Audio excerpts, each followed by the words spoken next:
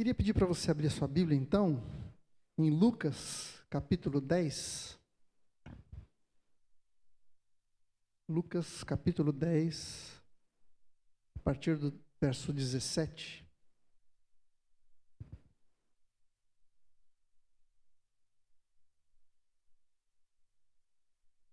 Eu queria falar hoje sobre alegria. Eu estava olhando os meus arquivos e vi que eu preguei sobre alegria mais ou menos um ano atrás. No texto que está lá em Filipenses, capítulo 4. Se você tiver curiosidade, você pode procurar no YouTube, no canal da igreja, para ver essa mensagem. Eu tenho certeza que o Senhor vai trazer edificação para você. Mas hoje, eu creio que o Senhor me deu uma palavra diferente a respeito de alegria.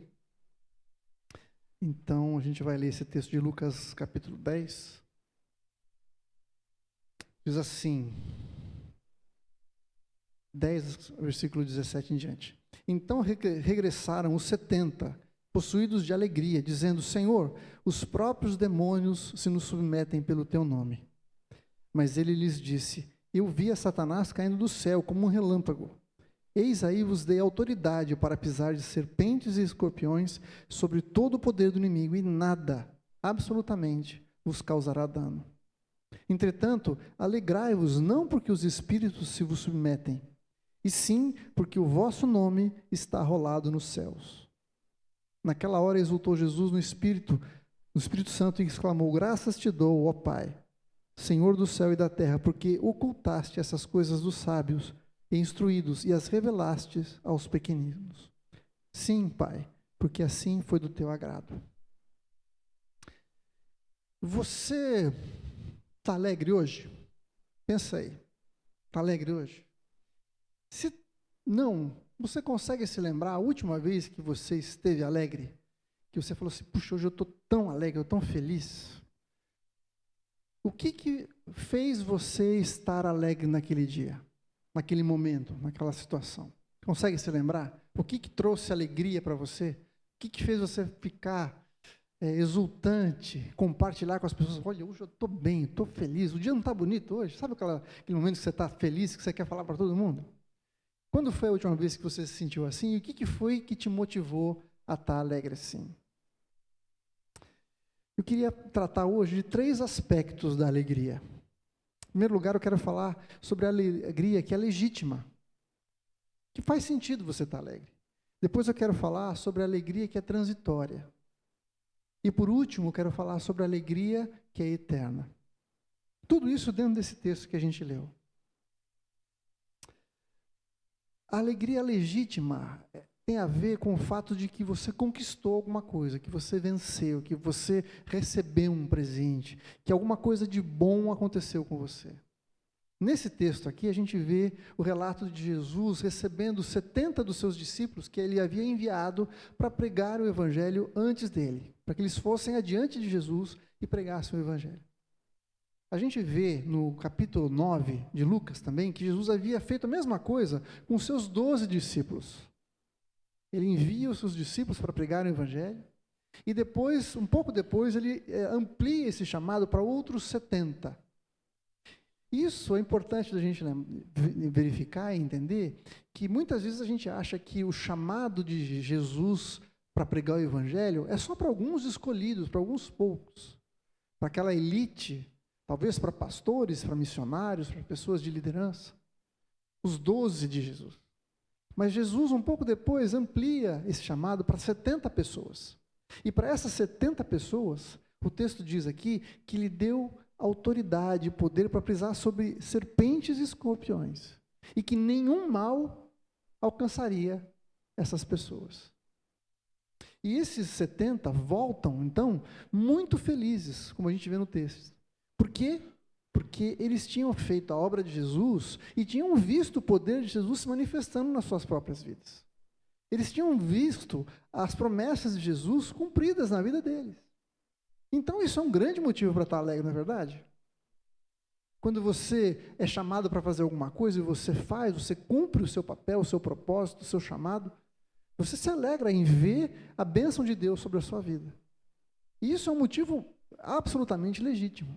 Quando você desenvolve o seu trabalho e conquista alguma coisa, fruto do seu trabalho, É muito bom que você se alegre. E é legítimo que a gente se alegre com essas coisas. Quando você se casa, ou quando você encontra a pessoa com quem você vai se casar, quando você tem um filho, quando você vê o seu filho progredindo, crescendo. Eu estou numa fase hoje muito legal, muito gostosa. Eu curti muito as minhas filhas quando elas eram bebês. Cada fase da vida delas eu curti demais. E às vezes a gente sente saudade daquele momento que você pode pegar no colo, né, cuidar, aquele choro de vez em quando. Mas não se compara à fase que a gente está vivendo hoje com as meninas. Isso porque hoje elas são adultas, independentes, elas são meninas obedientes, muito capazes. Aí é o pai coruja falando, tá bom? Me perdoem. Mas o relacionamento que eu tenho com elas hoje é muito mais profundo. Existe uma interação muito maior. É muito mais legal hoje. Hoje eu saio para conversar com elas, para passear com elas, e elas me contam das conquistas, das vitórias delas. E só quem é pai entende a alegria de ver os seus filhos conquistando as coisas, não é verdade? Ver que seus filhos estão caminhando, estão tomando decisões, estão acertando, estão progredindo, estão conquistando coisas. Isso é muito legal. Então, esse tipo de alegria é muito legítima. É muito bom que a gente se alegre, e é muito bom que a gente tenha a oportunidade de se alegrar com as coisas que Deus permite que a gente experimente. Mas Jesus faz um alerta para aqueles discípulos. Ele fala assim, olha, eu dei mesmo autoridade para vocês, mas eu não quero que vocês se alegrem com isso só. Pelo contrário, eu tenho uma alegria diferente para que vocês se alegrem. E por que Jesus fala a respeito disso? Então a gente viu que a alegria legítima é alguma coisa que a gente experimenta quando a gente vê a nossa missão sendo cumprida, quando a gente vê a manifestação do poder de Deus, o cumprimento das suas promessas, não é? Mas essa alegria não pode depender de coisas. E quando eu perguntei para você o que te levou a ficar alegre, com certeza você se lembrou de alguma coisa que aconteceu, alguma coisa que você conquistou, mas que talvez não consiga trazer para hoje, ou fazer com que aquela alegria que você sentiu lá no passado permaneça até hoje. Por isso que é uma alegria transitória. Aconteceu alguma coisa no passado que te fez muito alegre, mas aquilo não permanece até hoje. Tanto que eu perguntei se você estava feliz e alegre hoje. Não dá para a gente ficar vivendo das alegrias do passado. Não dá para a gente ficar vivendo de coisas que a gente conquistou no passado. Isso passa. A gente está sempre olhando para frente e querendo coisas novas. Então, se a gente deposita a nossa esperança em alegria, se a gente depende de alguma coisa, da gente conquistar alguma coisa para estar alegre, a gente vai estar sempre insatisfeito. Por mais que eu esteja absolutamente feliz hoje, ou alegre hoje, por algo que eu conquistei, essa conquista vai passar. Não vai durar muito tempo. E muitas vezes a gente fica tentando, isso faz parte do ser humano, a gente tentar conquistar a nossa alegria com coisas, com situações que a gente passa. É muito comum hoje você ver, talvez, pessoas que se casaram e estavam muito felizes. E depois de algum tempo, já falam assim, não sei se era bem isso, não sei se essa é a pessoa mesmo, porque já não estou mais tão feliz. E aí parte para um novo casamento, achando que um novo casamento vai trazer a alegria e a felicidade. E a gente sabe de história de pessoas que estão no 4º, 5º, 10º casamento e ainda não estão felizes. Porque estão colocando a sua esperança da felicidade, na alegria, num relacionamento, em algo que é passageiro, em algo que depende daquela pessoa para que eu possa ser feliz. Jesus está falando o seguinte, olha, a sua alegria não pode depender de alguma coisa que você conquistou. Aqueles homens voltaram falando assim, Senhor, até os demônios se submetem a nós. Jesus, a gente estava com tudo ali. A gente saiu pisando em todo mundo. O Senhor não sabe o que aconteceu. Olha, a gente falava, os caras saíam correndo de medo da gente. A gente conseguiu fazer coisas maravilhosas, tremendas. E Jesus falou assim, sabe, eu vi Satanás caindo como um raio dos céus. Alguns comentaristas dizem que essa expressão de Jesus tem a ver com o fato de que, de fato, Jesus havia visto Satanás cair da posição que ele tinha quando ele pecou contra Deus. E qual foi o pecado de Satanás? Querer ser igual a Deus. Porque ele se olhava, ele falou assim, eu sou o máximo, eu sou o cara. Não tem ninguém igual a mim. Eu sou bom pra caramba. Olha, eu acho que eu devia estar no lugar de Deus. Esse foi o grande pecado de Satanás. E Jesus está fazendo uma advertência aos seus discípulos, falando assim, olha, cuidado com aquilo que vocês pensam a respeito de vocês mesmos. Cuidado com o fato de que vocês estão achando que vocês estão podendo fazer. Embora os discípulos tenham dito que eles expulsaram os demônios no nome de Jesus, eles estavam falando assim, eles estão se submetendo a nós. Olha, a gente estava com tudo ali. E Jesus faz o alerta para que eles não dependessem, colocassem a sua alegria em situações que são transitórias. A demonstração de poder que eles operaram fazia com que eles se sentissem valorizados, com que eles falassem assim, puxa, eu posso, eu consegui, eu fiz, ninguém pode comigo, ninguém me segura. Eles estavam colocando a sua identidade, o seu valor, no fato de eles poderem expulsar demônios, de terem poder, que havia sido dado por Jesus. Mas Jesus fala assim, cuidado com esse tipo de sentimento, porque isso não vai durar. Talvez eles estivessem muito satisfeitos e muito alegres, porque as pessoas que eles haviam libertado em nome de Jesus chegavam para eles e falavam assim, puxa, muito obrigado pelo que você fez, olha, você tem poder mesmo, hein? Que ministério tremendo que você tem. Olha, muito obrigado. Eu não sei você, mas quando você recebe um elogio de alguém, é legal, não é? Não é bom alguém falar assim, puxa, você falou bem, você fez um bom trabalho, nossa, como você toca bem, ou como você trabalha bem, como você é legal com as pessoas. Mas, não sei se é só comigo que acontece, mas parece que esse tipo de coisa é como que um saco sem fundo. Você experimentou isso? A gente não está sempre querendo mais? Alguém fala alguma coisa para você, você fala assim, obrigado, mas você sempre fica na expectativa de receber um novo parabéns, de um novo obrigado, de um novo tapinha nas costas. Como é difícil a gente se contentar com alguma coisa. A gente está sempre esperando algo mais. E quantas vezes a gente não se frustra porque fica faltando alguma coisa? Quantas vezes a gente começa a agir com as pessoas para que as pessoas nos elogiem, nos validem? E o que acontece quando você encontra alguém que não faz isso com você? Não te reconhece, não te agradece, não te bota para cima?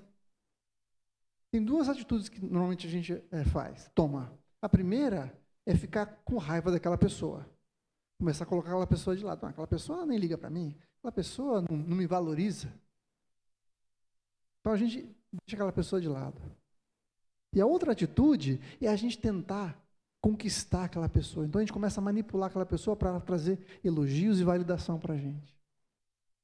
Então quando eu coloco a minha dependência de alegria em alguém, ou eu vou escravizar aquela pessoa, vou deixá-la de lado, ou eu vou tentar manipulá-la para que ela me dê aquilo que eu preciso.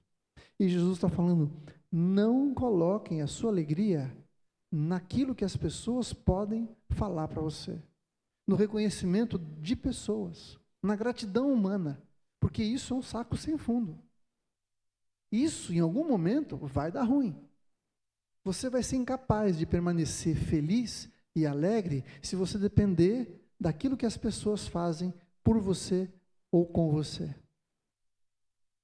Embora fosse absolutamente legítimo a alegria deles, porque eles haviam visto o poder de Deus na sua vida, eles haviam visto as promessas de Deus sendo cumpridas na vida deles, era alguma coisa que era pontual e precisava permanecer, e não ia acontecer. E aí, Jesus faz uma advertência. Eles podiam falar assim, puxa, mas nós expulsamos demônios, a gente está com tudo, a gente está bem com Jesus aqui. Mas no final do Sermão da Montanha, Jesus faz uma advertência muito séria, que é muito importante da gente se lembrar. Mateus 7, versículos 21 a 23, diz assim, nem todo que me diz Senhor, Senhor, entrará no reino dos céus, mas aquele que faz a vontade de meu Pai está nos céus. Muitos naquele dia hão de me dizer, Senhor, Senhor, porventura nós não temos profetizado em Teu nome? E em Teu nome não expelimos demônios? E em Teu nome não fizemos muitos milagres? Então lhes direi explicitamente, nunca vos conheci. Apartai-vos de mim, os que praticais iniquidade. Aqueles discípulos estavam voltando de uma obra que eles tinham feito para Jesus, através do poder de Jesus. Eles tinham expulsado demônios, tinham feito curas, tinham manifestado o poder de Deus. E eles estavam felizes por causa disso, e como disse, era absolutamente legítimo. Mas isso não é garantia de que essas pessoas, de fato, fizeram aquilo para Jesus, por causa do reino de Deus. Jesus estava falando aqui, muitos vão vir aqui e vão falar assim, mas nós expulsamos demônio, como assim o senhor não nos conhece? Jesus falou assim, eu não te conheço. Porque aquilo que vocês fizeram para conquistar algo para vocês, não foi para o reino. Então, a gente não pode validar também a nossa vida, o nosso ministério, por coisas que a gente faz. Nem esperar que essas coisas nos validem e nos tragam alegria. Essa foi a advertência de Jesus. Presta atenção. Não se alegrem com essas coisas, porque isso passa. Não se alegrem com essas coisas, porque isso é a maneira errada de você se tornar alegre. E aí Jesus fala o jeito certo de se alegrar. Ele diz, não vos alegreis porque os demônios se submetem, mas porque os vossos nomes estão escritos no livro da vida, nos céus. Escrever o nome no céu, ter o nosso nome escrito nos céus, tem alguma coisa muito importante que a gente precisa aprender. A primeira coisa que eu vejo é que há alguma coisa que já aconteceu. Os seus nomes já estão escritos no livro da vida. Existe meio que um senso comum entre todas as religiões, entre as pessoas de maneira geral, que diz o seguinte: se você agir bem e no fim da sua vida, aquilo que você fez de bom for mais do que aquilo que você fez de mal, você vai entrar para a eternidade, para o céu. Você vai para o céu. O teu nome vai estar na lista VIP do céu. E o que Jesus está falando é o seguinte: não é assim. O seu nome já está escrito no livro da vida, no reino dos céus. Não é pelo que você fez, mas é por quem você é. Porque o seu status foi transformado. Você se tornou alguém VIP no céu. Tem noção do que é isso? Você tem noção do que é isso? O seu nome já está escrito no livro da vida. O teu nome está na lista de espera do céu. Então, aqui, a alegria transitória tem a ver com aquilo que eu fiz. Eu expulsei demônios, eu operei curas, eu fui uma pessoa decente, eu fui uma boa pessoa, eu honrei Jesus. Mas Jesus fala assim, o seu nome já está escrito. E aí não tem a ver com o que você fez, mas tem a ver com aquilo que Jesus fez para que o seu nome estivesse escrito lá. O fato do nosso nome já estar escrito lá me garante que não depende daquilo que eu faço. É uma posição que eu alcancei em Jesus. O meu status mudou. Sabe, lá em Apocalipse, a gente vê que, em Apocalipse capítulo 13, verso 8, nos diz que esse livro é o livro da vida do Cordeiro. O Cordeiro é Jesus. Foi Jesus quem escreveu o seu nome lá. Não somos nós que vamos aos poucos escrevendo o nosso nome no livro da vida, de acordo com a nossa capacidade, de acordo com aquilo que nós fizemos. É o Senhor Jesus que escreveu. E uma metáfora muito bonita da gente enxergar é que ele escreveu com o seu próprio sangue. O seu próprio sangue foi usado para escrever o nosso nome no livro da vida. Uma outra coisa que eu quero mostrar para você é a garantia que o nosso nome já está lá. Lá em Filipenses capítulo 4, versos 2 e 3, diz assim: rogo a Evódia e rogo a Sinti, que são duas mulheres, que pensem concordemente no Senhor. A ti, fiel companheiro de jugo, também peço que as auxilies, pois juntas se esforçaram comigo no Evangelho, também com Clemente e com os demais cooperadores meus, cujos nomes se encontram no livro da vida. Deixa eu explicar o que está acontecendo aqui. Paulo está escrevendo para os filipenses, e naquela igreja tinha uma treta entre duas mulheres lá, Evódia e Síntique. Aliás, boa sugestão de nome para você dar para seus filhos, Evódia e Síntique. Legal, né? Essas duas estavam com alguma treta, elas não estavam se dando bem, estavam com algum problema, tinha algum tipo de divisão entre elas. E Paulo, sabendo disso, falou o seguinte: olha, faz o seguinte, ajuda essas mulheres a se resolverem. Não dá para elas ficarem desse jeito. Afinal de contas, o nome delas já está escrito no livro da vida. Percebe? Tinha duas mulheres que estavam brigando, mas apesar disso, mesmo assim, o nome delas já estava escrito no livro da vida. O seu nome, independente do que você tenha feito, do momento em que você esteja vivendo hoje, das dificuldades e problemas que você esteja passando, dos pecados que você não está conseguindo se libertar, o seu nome está escrito no livro da vida. Se você, de fato, crê que Jesus é aquele que salvou a sua vida, que derramou o seu sangue sobre você. Isso é o Evangelho, gente. O Evangelho não tem a ver com aquilo que eu faço, tem a ver com aquilo que Jesus fez. E eu não vou me cansar de dizer isso para vocês, porque essa verdade muda a nossa vida, muda a nossa maneira de viver nesse mundo, muda a nossa perspectiva, muda a maneira da gente encarar os problemas, as dificuldades pelas quais passamos, muda as nossas prioridades, muda aquilo que eu desejo para a minha vida. Muitas vezes a gente vive tentando fazer as coisas para conquistar algo, para garantir um bom lugar no céu. E eu preciso que você saiba que o seu lugar está garantido por Jesus, porque Ele escreveu o seu nome na eternidade. E Jesus fala assim: olha, se você vai se alegrar com alguma coisa, se alegre nisso. O teu nome está escrito nos céus. Isso significa que ninguém pode tirar o seu nome de lá. Essa passagem, essa frase de Jesus, que o seu nome está escrito no livro dos céus, no reino dos céus, tem a ver com um costume que havia na época, que era quando uma pessoa nascia, existia um registro público, como uma certidão de nascimento, que era feita na cidade. Então, você era declarado cidadão daquela cidade. E porque você era cidadão, você tinha certos privilégios. Por exemplo, Paulo, quando foi preso, não podia ser açoitado porque ele era cidadão romano. Quando açoitaram ele, mesmo ele sendo cidadão romano, eles tiveram que pedir desculpa para Paulo. Isso era um atributo, era um privilégio que só os cidadãos tinham. O que Jesus está falando é o seguinte: presta atenção, vocês são cidadãos do céu. O nome de vocês está no registro público de cidadãos do céu. Você quer se alegrar com alguma coisa? Alegre-se nisso. Isso é uma posição que não pode ser mudada. Já está lá, já está feito. Você está alegre hoje? Ou melhor, você está triste hoje? Eu não quero minimizar os motivos que trouxeram tristeza para o teu coração. Eu sei que a gente passa por lutas, por crises, por angústias, por dificuldades. É muito difícil você estar com alguém doente na sua casa. É muito difícil você ter que pagar uma conta e não ter o dinheiro para pagar. Ficar se preocupando como é que você vai resolver aquele problema.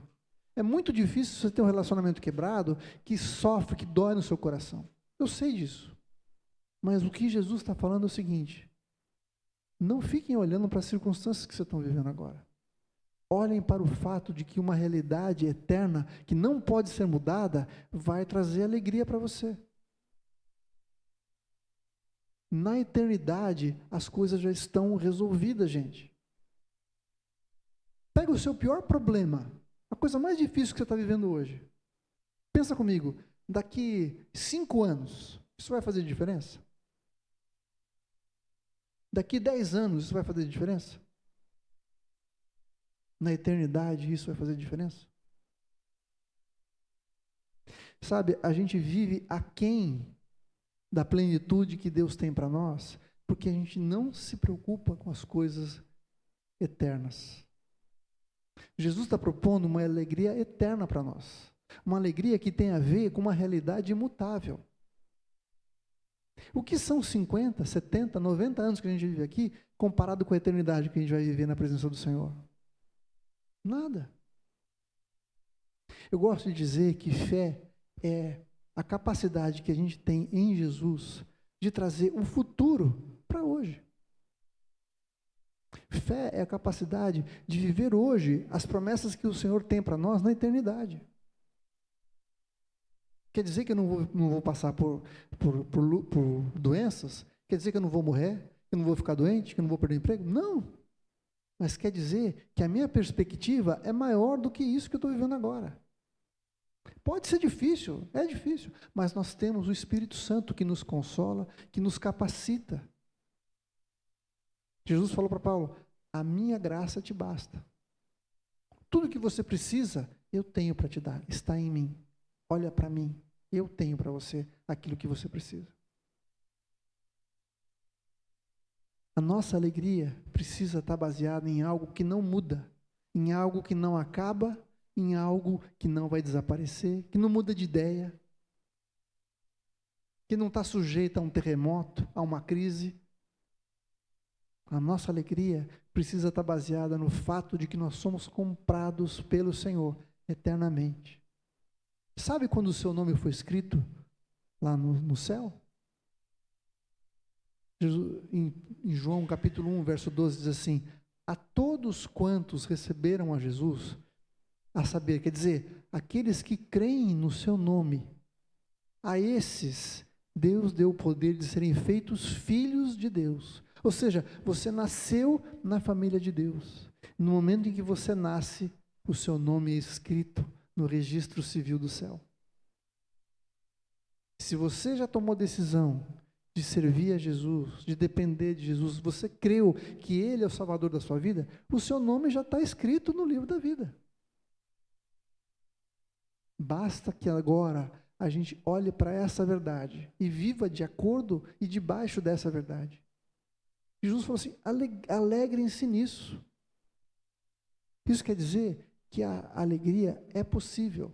É possível você ser alegre hoje, por causa dessa palavra de Jesus. Sabe, alegria, alegrar-se é uma decisão. Não pode depender daquilo que eu estou vivendo. Eu vou decidir estar alegre por causa de uma promessa de Jesus, que o meu nome está escrito nos céus. E quando essa vida acabar, o Senhor vai vir me buscar, vai me levar para lá, e eu vou estar a eternidade com Ele. Agora, se viver com Jesus não é a coisa mais importante da sua vida, você vai ficar frustrado, sim. Você vai passar por dificuldades, sim, sem ninguém para te ajudar. Mas no momento em que eu coloco a minha esperança, a minha alegria, a minha força, a minha dependência em Jesus, Ele me garante que Ele está comigo todos os dias da minha vida. Eu quero terminar essa palavra dizendo o seguinte, que, como eu falei, alegria é um mandamento. Lá em Filipenses 4, verso 4, diz assim: alegrai-vos sempre no Senhor Jesus. E Paulo repete: outra vez vos digo, alegrai-vos. Decidam estar alegres. Eu só posso me alegrar em Jesus se eu conhecer aquilo que Ele fez por mim. É isso que vai determinar a minha alegria. Não quer dizer que eu não vá passar pelas dificuldades, mas é que nessas dificuldades, pelo fato de eu conhecer a Jesus e ter essas promessas dele para a minha vida, eu posso me alegrar. Eu posso decidir ser alegre. Eu posso decidir viver nessa perspectiva. A alegria é fruto do Espírito Santo. Se há alguma coisa que eu decido fazer, isso acontece porque o Espírito Santo produz esse fruto em mim. Lá em Gálatas capítulo 5, versos 22 e 23 diz assim: mas o fruto do Espírito é amor, alegria, paz, longanimidade, benignidade, bondade e fidelidade. É o Espírito Santo de Deus que produz em mim a alegria que eu preciso.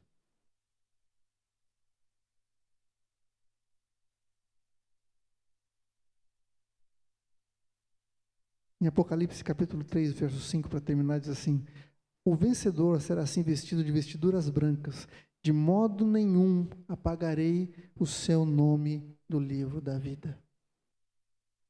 O meu nome está escrito nos céus, E de maneira nenhuma o Senhor Jesus vai apagar meu nome de lá. É isso que me garante estar e ser feliz e alegre o tempo todo. Não é a circunstância. Mesmo a alegria legítima, ela vai passar, ela é transitória. Ela vai embora porque ela depende de circunstâncias externas que estão fora do meu controle. Mas Jesus fala, alegrem-se nesta verdade. Alegrem-se no fato de que o nome de vocês está no livro da vida, nos céus. Isso quer dizer que você é um cidadão do céu. Você tem direitos e benefícios e privilégios que só aqueles que nasceram para o céu têm. E ninguém pode tirar isso de você. Seu nome já está lá, já está escrito. Como eu falei, não depende daquilo que você faz, mas depende do fato que Jesus foi lá e com o seu próprio sangue escreveu num livro que só ele tem acesso. No Apocalipse diz que tem um livro que tinha os selos e que ninguém era digno de abrir esses selos. Até que olharam para o Cordeiro e que o Cordeiro era digno de abrir esses selos. Só o Cordeiro tem acesso. E ele falou, eu jamais vou riscar o nome de vocês de lá. É motivo para ser alegre ou não é? É motivo para a gente se alegrar ou não? Amém? Como eu falei, eu não quero minimizar a tristeza e a dificuldade pela qual você está passando. Eu quero, pelo contrário, te encorajar a olhar para a promessa de Jesus. Olhar para a eternidade e ver que existe motivo sim para estar alegre, a despeito de tudo que esteja acontecendo. A gente precisa se fortalecer nessas verdades e manifestar a alegria do Senhor em todos os lugares onde a gente vai. Para que as pessoas possam olhar e falar assim, por que você está alegre desse jeito? Por que você está feliz assim? Você é bobo? Não. Eu sei o fim da história. Eu sei o que vai acontecer. Eu tenho uma promessa. Eu vivo por essa promessa. E essa promessa me sustenta em alegria. Amém? Vamos orar? Feche seus olhos.